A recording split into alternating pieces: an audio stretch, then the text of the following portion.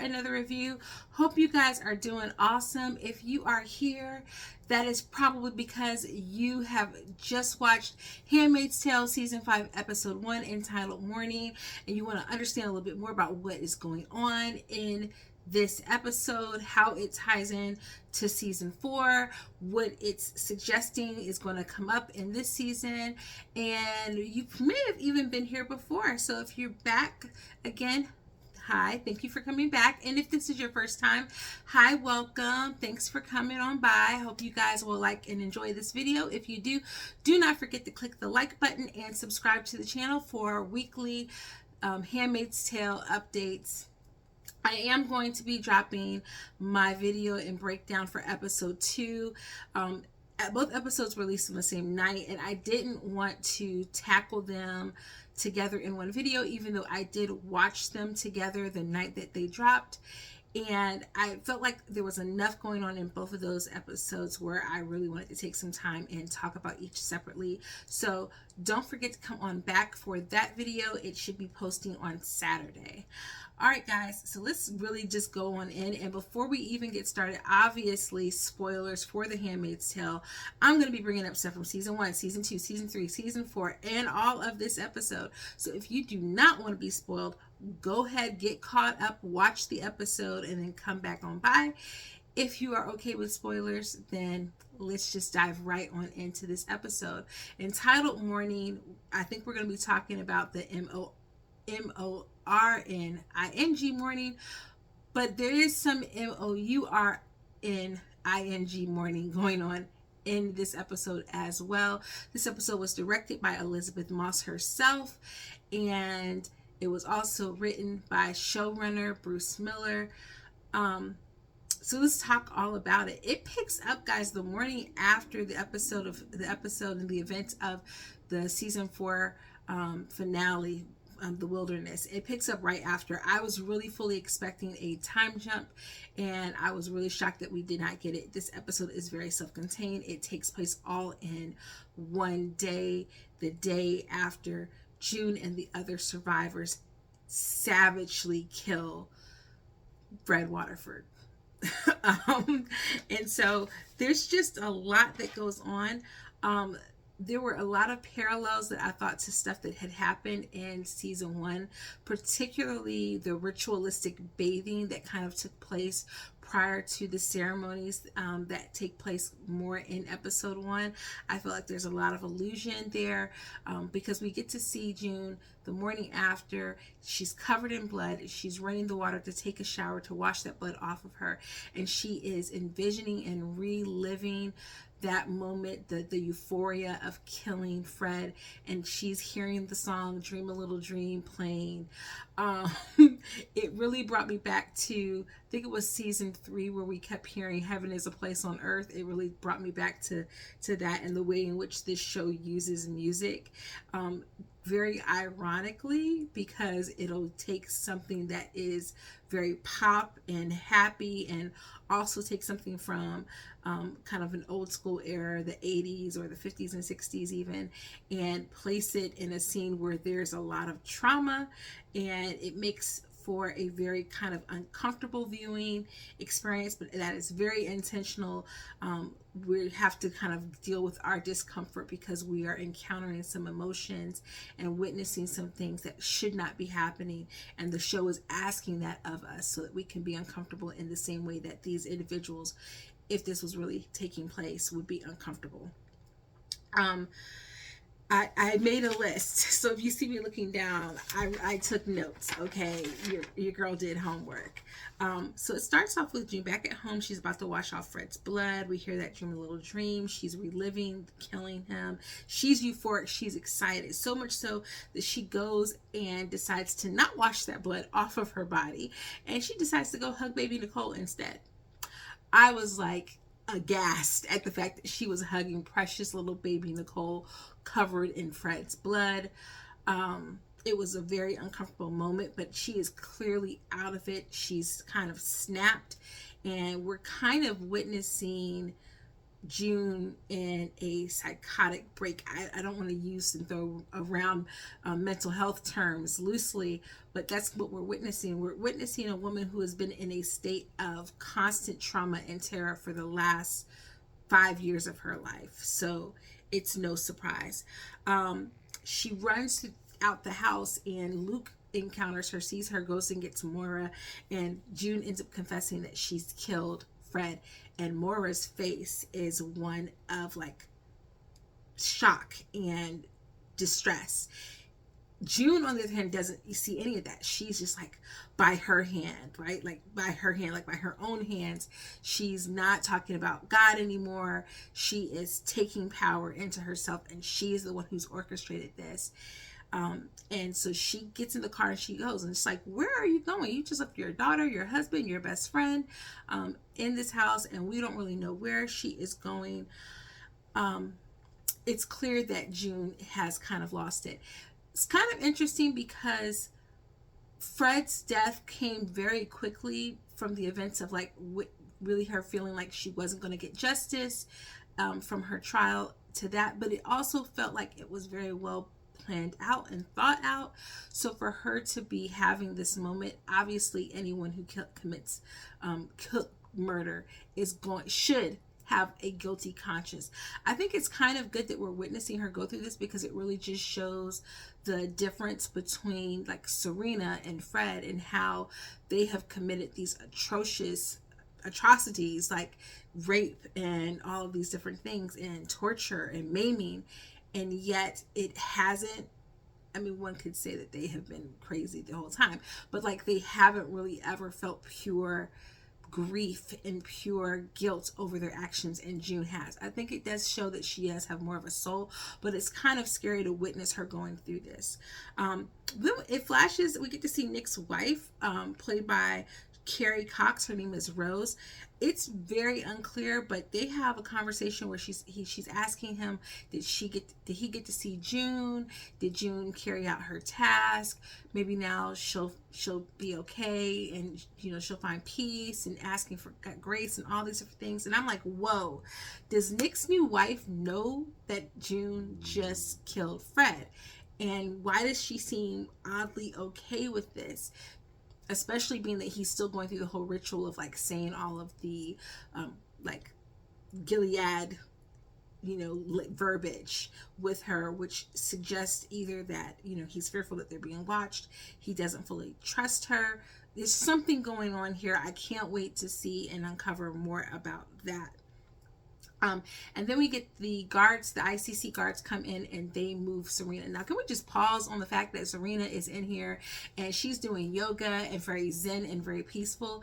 Like, can we just talk about the privilege that she has as a political prisoner? She's in this beautiful, gorgeous cell. She's able to do pretty much whatever she wants. She's well fed. She's in there. She's doing yoga. She has things to keep herself entertained. Like, she's living the life.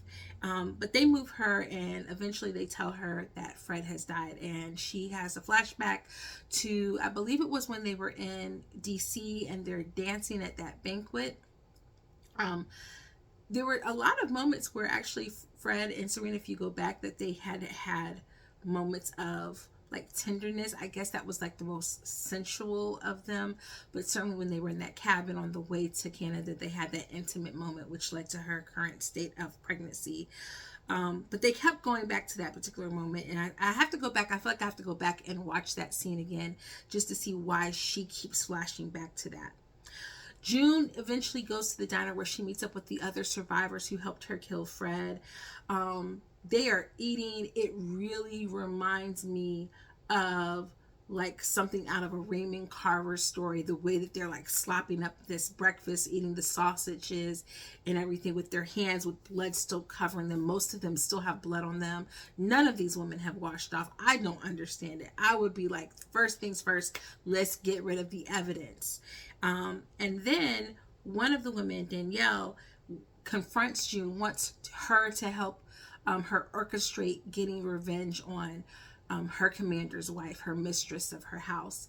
And June's like, no, I don't think they can do that. I'm not going to risk my baby daddy to do that. Like, that doesn't even make logical sense. Like, we had stuff to barter with in this. That doesn't make logical sense.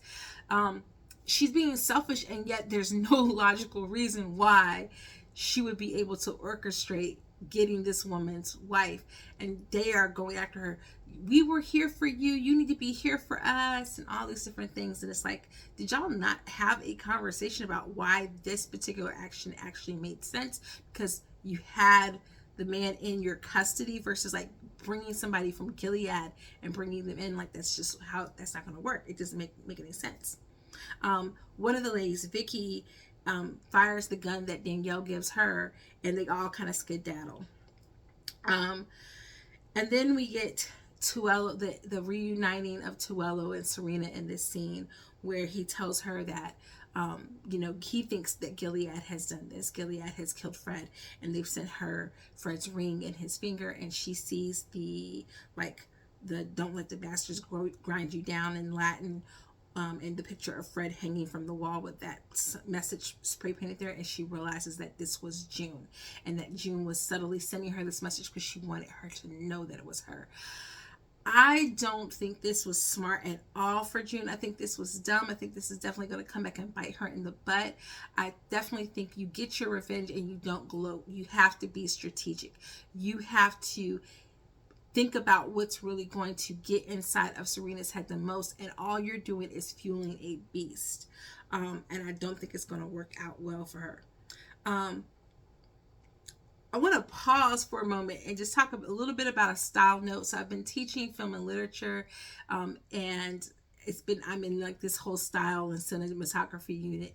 I really kind of enjoyed, at first I didn't, but going back again, I enjoyed the rotating camera on June in the opening sequence, because it kind of shows how topsy-turvy everything is in her mind right now, and how upside down she is in what she wants, what she's willing to do for revenge, the way in which is kind of twisting her. I thought that was really, really interesting. Going back, she starts asking where's Emily? And Emily went back to Gilead, y'all. I completely missed the announcement that Alexis Bledel was not coming back again for another season. I don't know how I feel about the way that they've written her absence into the story. They had already pretty well decreased her role in the last season. She wasn't as big of a role. And in fact, they've kind of decreased, I feel like they really decreased time spent with her, Moira, Luke even. I really would like to see Moira and Luke have more lines, more dialogue, more interactions with June and also with each other, because they had such a nice dynamic in the second or third season. But Alexis Bledel, she's left the show, and so they've written this into the show as Emily's character has left, and she's gone back to Gilead. June goes to her house to figure out where she's gone, and Sylvia's like, she went back to Gilead, maybe to confront Aunt Lydia, maybe to become a spy or whatever. And obviously they both know what that means. It is very unlikely that she's going to manage to survive unless she goes back and kind of stays at one of the outposts like Chicago or something to help people. I don't like that as the reason why. I know that they wanted to do something to leave a door open for her character and for the actress to come back.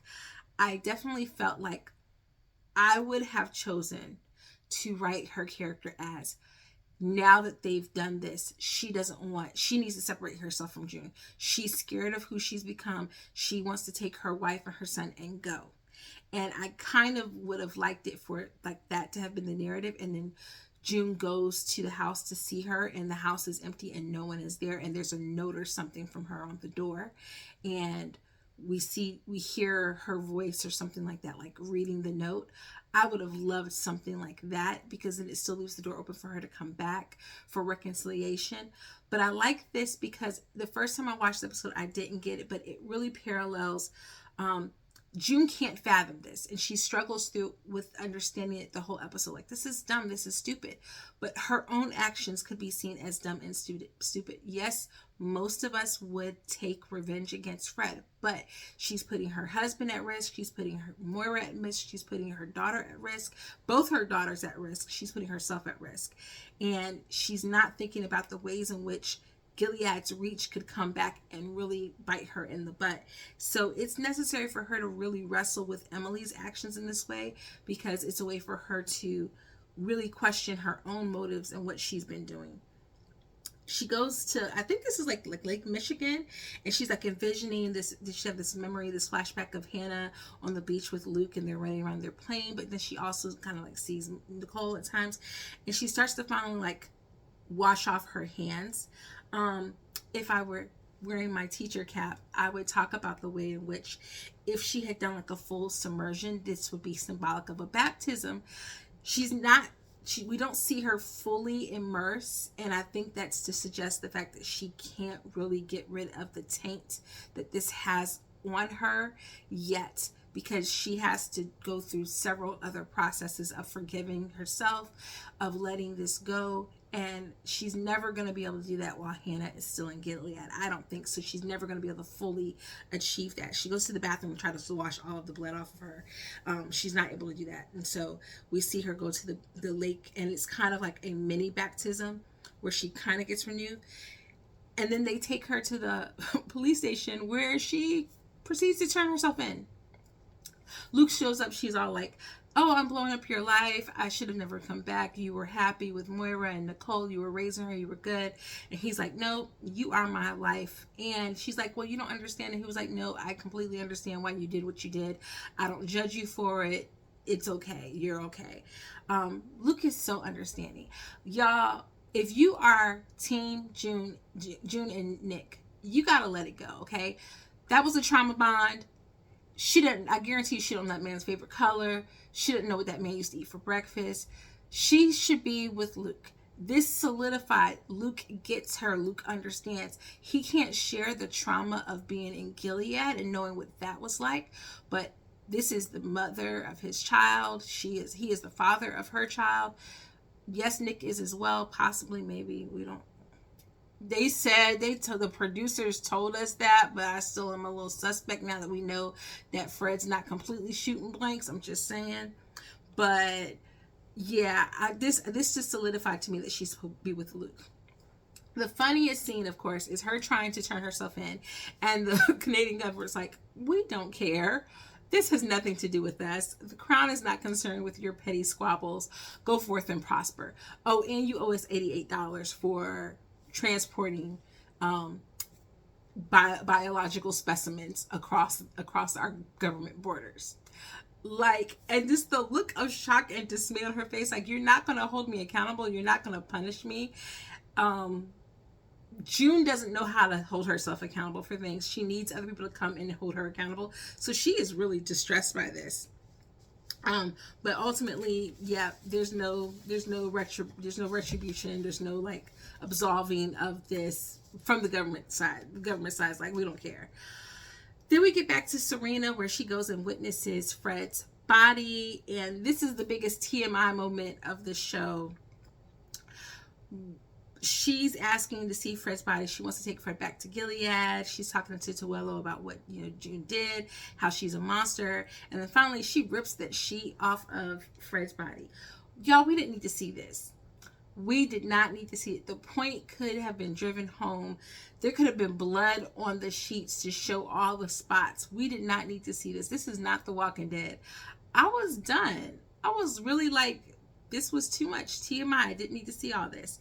And then when she goes outside, she's met with Gilead supporters over in Canada. There's layers. There's so many layers to this, like just from the political side of like, we have been with this on this journey with June, seeing how like horrible this is, the loss of rights and body autonomy of these women, and what this world is doing to them. And here these people who are free, and they're in Canada, and they are supporting this woman who is upholding this system. It was disgusting. It was appalling.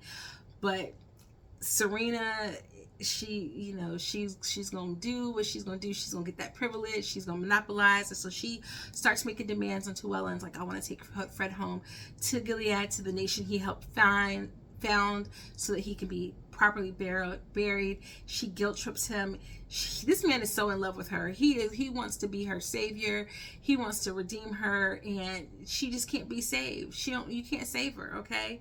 She not that kind of, okay, so it's too much. I still am holding out hope that maybe the baby is Tuella's. Maybe they did a little at one point, but you know, I doubt it. I think the baby is Fred's. They said it was Fred's. And then we get back to June. June's back at the house talking to Moira about Emily, more conversation about Emily. Just, again, I think they're just driving home this idea that she's seeing herself in Emily. She doesn't outright say it, but we're supposed to get it. And then Moira basically is like, I'm scared of you. Like, I'm scared of you. I don't want you around Nicole. You can't help to give her a bath. You're scary. And June's like, yeah, I'm scaring me too. I wanted a little bit more emotion in that scene, but ultimately Tuella shows up and is like, good job. Good job, home skillet. Don't let the bastards grind you down. And I don't know where he sits, on what side of the fence he sits, because he has obviously loyalty and some fealty to Serena, but yet he still is like the American consulate. And remember, America is still out there, and he wants to end Gilead, but I really don't know where, on what line. Like, if they offered him to be a commander and to marry Serena, I feel like he would take that deal. So I still don't completely trust him, but I think it was necessary for June to hear that, to hear, good job, soldier. You did it. You did a good job. She goes back inside, where we see Luke and Moira giving little baby Nicole a bath, and she joins in, and they have nice little family time. And then they leave her, even though Moira just told us that she told her she didn't trust her with the baby. They leave her with the baby, and she hugs on Nicole, and she tells Nicole she didn't have to have a bath if she didn't want to. I 100% was like, oh, confirmed. This whole bath thing was a callback to the season 1 ritual bath moment that takes place like in the first episode. I was right. I felt so vindicated in that moment, that was what that moment was about. And that was like the end of the episode. So where do I rank this episode? It's not my favorite of the season premieres. Like season 2 premiere, oh my gosh, jaw-dropping, shocking. Season 4 premiere, you know, like the aftermath of season 3 and what happened with season 3 and her getting the kids out and everything like that. The season 4 opener was stronger. So I definitely think like this is probably my least favorite of the season premieres. That being said, I understand what they were trying to do. I just feel like what we got to see was June being crazy, and we didn't really see enough of her. Everything was self-contained in her mind, so we don't really get to see her have a turnaround completely. It's like a little bit of a turnaround in there, and so for them to have spent the whole episode pretty much on that, I just think it wasn't as interesting, because I felt like June went into killing Fred with both eyes open, and so because of that, I just felt like we didn't necessarily need to see the aftermath in this way.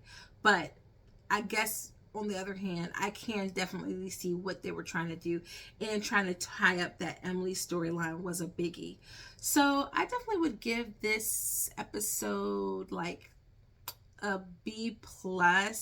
It's not in the A realm, because I would definitely go back to like season 2, which was heartbreaking to watch, but episode 4, which was gratifying to watch. So I would go back to one of those over this episode any day. But let me know down below in the comments what you thought about this episode, season 5 episode 1, entitled Morning. Did you love it? Did you like it? We're going to talk all about season 5 episode 2 in the next video. But until then, guys, we've got hopefully 9 more episodes to go, and it was renewed for a 6th season, so yay for all of us. We get to have at least one more season left with our favorites, favorite actors and actresses of the Handmaid's Tale. And I will see you guys in the next video. Don't forget to hit that subscribe button, and until then, toodles.